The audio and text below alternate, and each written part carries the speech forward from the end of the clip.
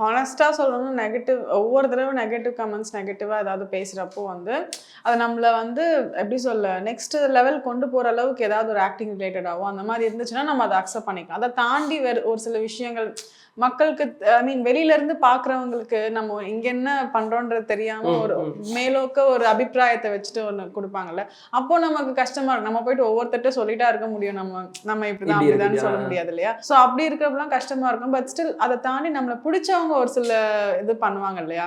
என்னோட ஃபேன்ஸ் அந்த மாதிரிலாம் இருக்காங்க, என்னை தேடி வந்து எனக்காக ஒரு சில விஷயங்கள் பண்ணி அப்படி பண்ணும்போது அவங்களுக்குலாம் நான் ரொம்ப கிரேட்ஃபுல் தான். அவங்க எங்க இருந்து வராங்க யாருன்னு தெரியாது.